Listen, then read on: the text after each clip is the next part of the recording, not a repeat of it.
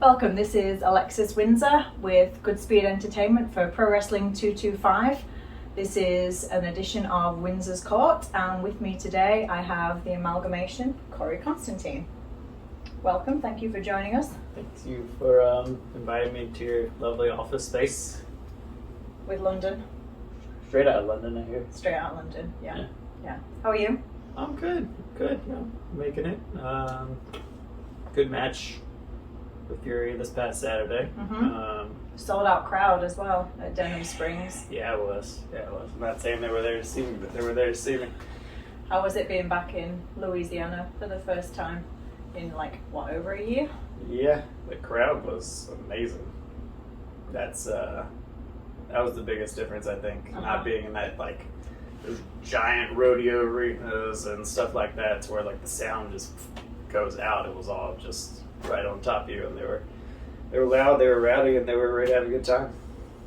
It was a great night. It was a great atmosphere.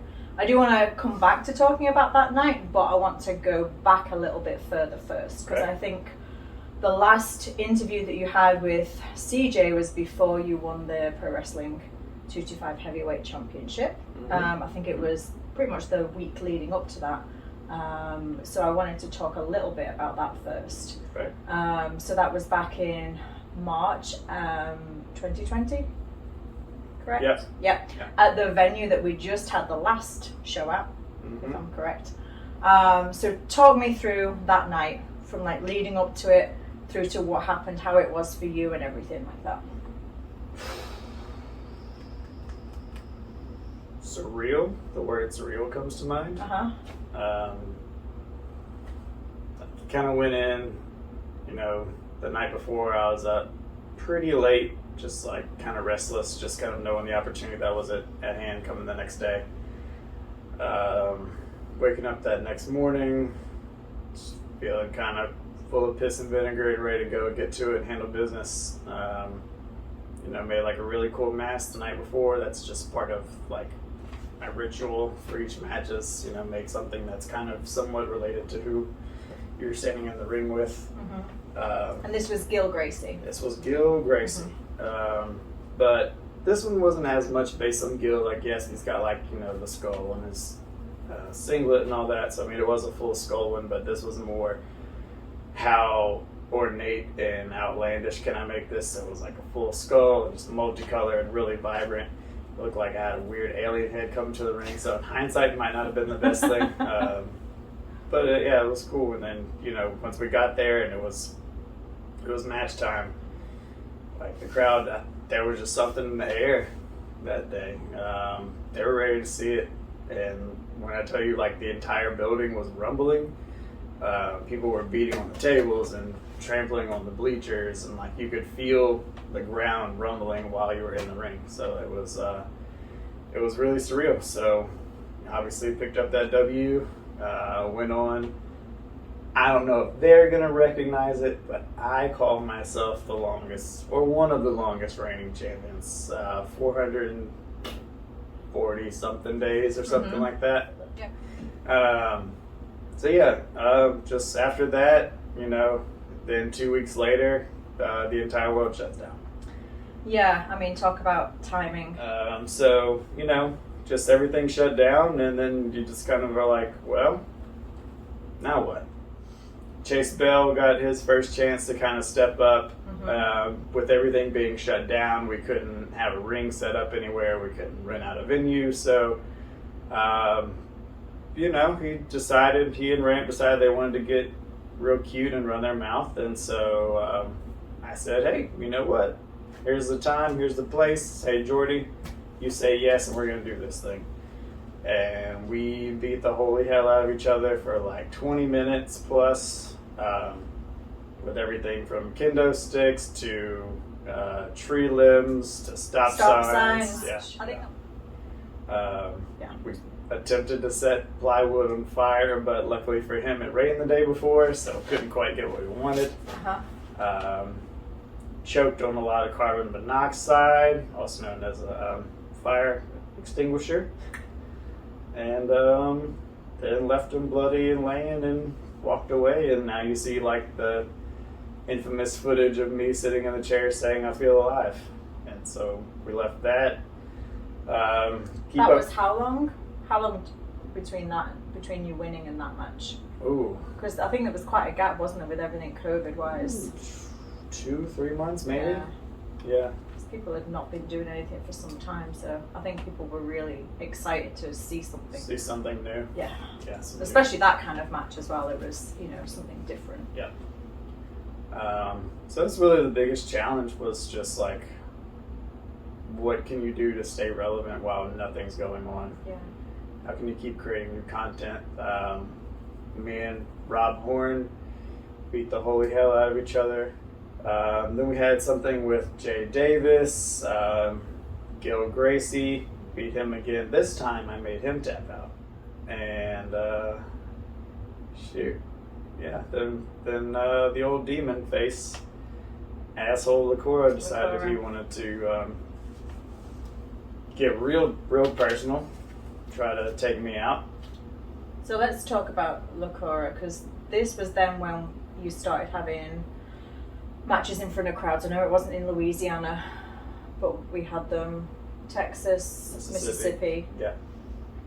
So talk me through that feud a little bit with Lakora, because I think that's one of the big things over the last few months for you. Yeah. I mean, credit where it's due. Like, I thought I was kind of messed up in the head, and then it kind of became like looking at yourself in the mirror, almost to an extent. So he went there a couple times. Some of the things that he said, definitely the thing that he did. With the chair? With the chair, yeah. Put it around my neck, threw me into the post, had me hospital bound. Yeah, you were out for a little bit after that. Yeah, I was. And worked through. May have, nudged a few doctors to give me the green light. And then we brought it full around to a last man standing match. And then that was the good old return of Purple Haze. Yeah. What a surprise! What a way to make a statement. I've seen a lot in wrestling, and I've never seen somebody drive a truck up to the ring. Yeah. I mean, barring maybe like Stone Cold back in the day. But no beer though. No beer. He has a great beer, Purple Haze. That's a great beer. Actually, back in the day when I beat him twice, I beat him in the ring, and then I went to a local wing establishment where they have generous, and drank another one, so I beat him twice in the same night. Purple Haze, that is. And anyway, so yeah, he pulls up to the ring, throws me and Lakora kind of off the ropes, and kind of take a nasty spill, and neither one of us could quite answer the 10 count. Yeah. So, yeah, we were left for, was it one or two matches with basically no champion? Yeah. Undecided. Yeah. I mean, I pinned Lakora. Yes, I also tapped seemingly simultaneously. However, in traditional wrestling, if the champion is not defeated, then he remains champion. Yeah. So we're still counting that in your days? I'm counting that in my days. It's fair enough. Tradition counts that in days. Let's go with tradition. Yeah. Did you have any idea Purple Haze was coming back? No. None whatsoever. And so causes that match, and then roll into the next one. We had the triple threat. Triple threat match. In Mississippi again. Also in Mississippi again. And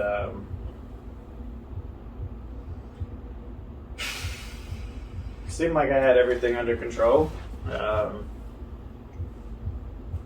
Lakora just had gotten a bad face day, looking to make the cover, and pushed out the ring, and Purple Haze, pronouns pal, took the win and the title. Yeah. typical. Typical how? He never ceases to take advantage of opportunities, which is not always a bad thing. And I felt a little bit slighted, but I guess I shouldn't have, considering he beat the holy hell out of me with a chair, only a month or so before. But there's a lot of history between he and I. We've kind of I was just going to ask mirrored about paths for a long time. Yeah.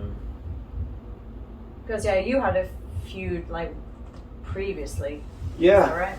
Yeah, and I guess that's kind of unresolved too. I went down with an injury. I think I fractured my heel or something. And we're supposed to have a 2 out of 3 falls match or an Ironman match or something, and card subject to change. So. And then that led us to last week's match. Yeah. With Ray Fury. Mm-hmm. Great match, by the way. Thank you. Yeah, that was turnabout's, I guess, fair play, right? So Korey tried to take me out. Tit for tat. Looks like I'm the last one standing after all. So, Ray Fury, being brothers, if you will, maybe not by blood, but otherwise, decided that he would take up the gun for Korey, who had asked. And me and Fury, man, we go way back too. 5 years, 6 years, whatever it is at this point. And so it just kind of seems like I'm a moving target. So, keep your friends close and your enemies closer, it would seem. That's what they say. So, yeah, he decided that he wanted to try to take it up and finish me off and complete the feud, if you will, on his brother's behalf. And he tried. You got the last word. He tried. He tried to do what Korey did. But they kind of proved that they're not exactly the same as they may think they are. So, we took it back in the ring, and that was that. How do you feel that match went overall? Overall, it went pretty good, I would say. I might have underestimated him a little bit going in. Got my ass kicked pretty handily throughout most of it. But I think I've got enough grit and resolve to overcome that. My hand got raised in the end. Yep. So coming off a win then at last week's show, I guess we can kind of assume that feud is done with. Maybe not. What is next for Korey Konstantine, do we think? I never got my rematch. Champions generally get their rematch. With Purple Haze? So that's what I'm gunning for. Yeah, that's it. Outside of that, continue to be a bright spot for Pro Wrestling 225, I would assume. Yeah, and now back in Louisiana. Now back in Louisiana. Which is great. Back in 225. Correct. Yeah. Okay. Well, thank you very much. It's my story. For joining me. Anything else you want to say before we cut this one off? Yeah. Senor Hayes. Purple Haze. I see you. I see you.